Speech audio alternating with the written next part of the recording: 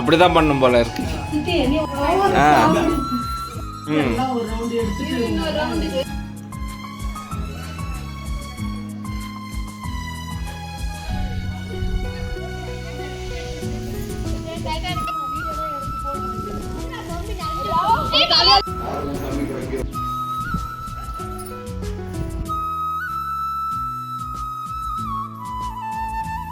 Hello மக்களே, welcome back to shades of Bhavya.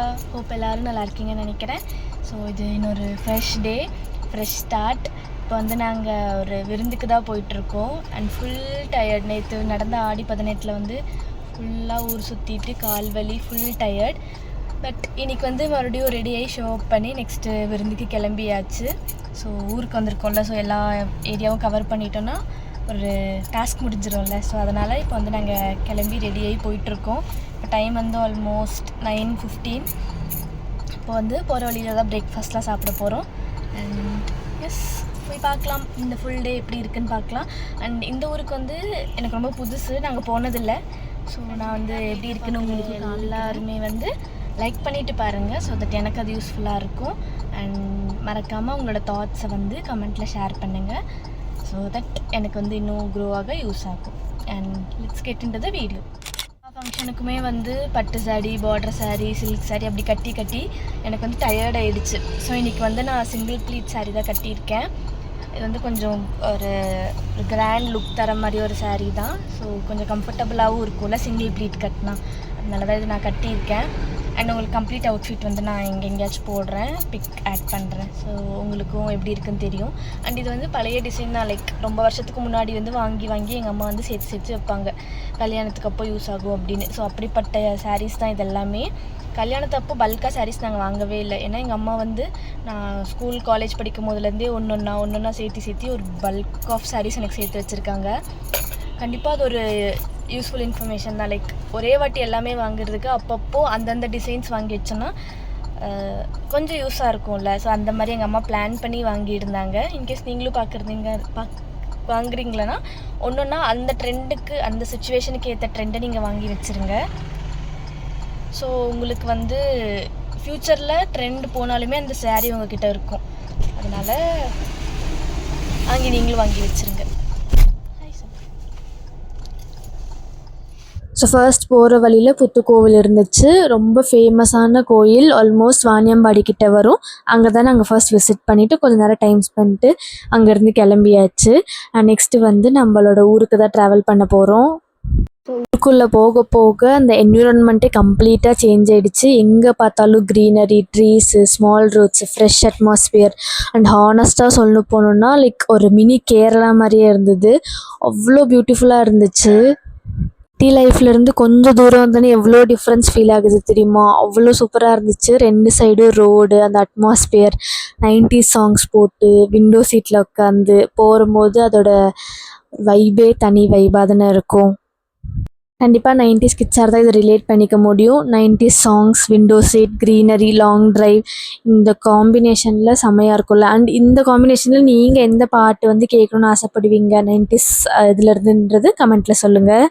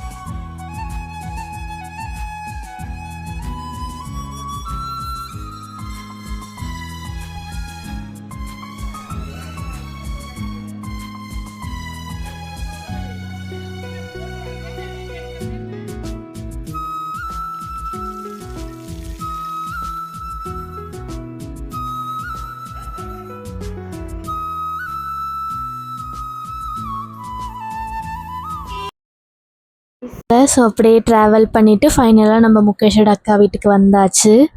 இந்த பிளேஸில் வந்து எப்படி இருந்துச்சுன்னா, நடுவில் வீடு, சுற்றி வந்து காடு, அப்புறம் தோட்டம், இந்த மாதிரி தான் ஃபுல் அட்மாஸ்பியர். அது வந்து அது சிட்டி லைஃப்லேருந்து தள்ளி இருக்கும்போது அதோட வைபே தனி வைபாக இருக்கும்ல, அந்த மாதிரி தான். ஒரு சைடு ஃபுல்லாக மரம், சின்ன சின்ன செடி அந்த மாதிரி இருந்துச்சு. இன்னொரு சைடு ஃபுல்லாக வந்து ஒரு மாதிரி காடு மாதிரி இருந்தது. அண்ட் ஃபர்ஸ்ட் போன உடனே அவ்வளோ பசி. காலையில் பிரேக்ஃபாஸ்ட்டுக்கே ஒரு பெரிய இலை, அதுவும் அந்த இலை வந்து பக்கத்து வீட்டை ஒட்டியே இருக்கிற மரத்துலேருந்து கட் பண்ணிட்டு வந்தாங்க.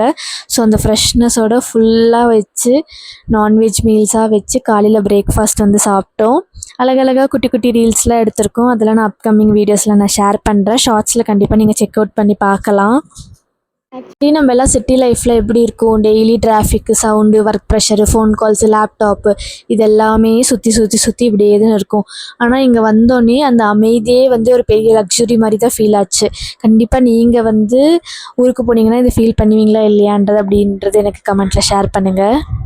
சம்டைம்ஸ் நம்மளுக்கு அது எக்ஸ்பென்சிவ் டெஸ்டினேஷன் அதெல்லாம் தேவையே படாதில்ல. இப்படி ஒரு பீஸ்ஃபுல்லான ஃபேமிலி லைஃப், பீஸ்ஃபுல்லான ஒரு என்விரான்மெண்ட், சுற்றி ஒரு பியூட்டிஃபுல்லான ஒரு என்விரான்மெண்ட் இருந்துச்சுன்னா அதுவே பெரிய ஒரு லக்ஸுரி தானே ஃபீல் ஆகும். எனக்கு அந்த மாதிரி தான் அந்த டைமில் தோணுச்சு அதெல்லாம் பார்க்கும்போது. பிரேக்ஃபாஸ்ட்டெல்லாம் சாப்பிட்டு முடிச்சுட்டு கொஞ்சம் நேரம் ரிலாக்ஸ் பண்ணிட்டோம். அண்ட் அதுக்கப்புறம் முகேஷ் அவங்க அக்கா வீட்டுக்கிட்டே இருக்கிற ஒரு பியூட்டிஃபுல்லான பிளேஸ்க்கு போயிருந்தோம். பக்கத்துலேயே தான் போய் பார்க்கலான்னு கிளம்பிட்டோம். என்ன சர்ப்ரைஸ்னால், அவங்க வீட்டுக்கிட்ட இருந்து வாக்கபிள் டிஸ்டன்ஸ்லேயே பார்த்தோன்னா ஒரு அழகான பிளேசஸ்லாம் இருந்தது. வீட்டுக்கிட்டேருந்து இவ்வளோ கிட்டலாம் இருக்குமா, அழகழகாக இருக்கே அப்படின்ற மாதிரி தான் எனக்கு தோணுச்சு.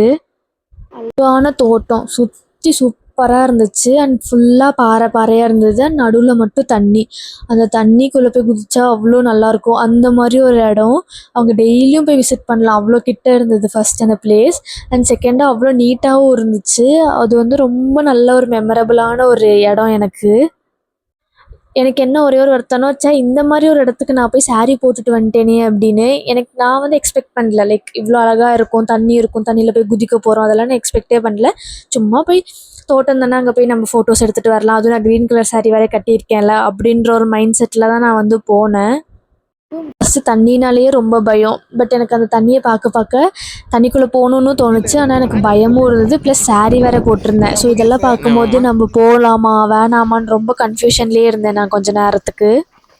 அண்ட் தண்ணினாலும் பயம், அதை சுற்றி குரங்குங்க, நிறைய குரங்குங்க இருக்குது. எனக்கு குரங்கை பார்த்தா இன்னும் பயம்.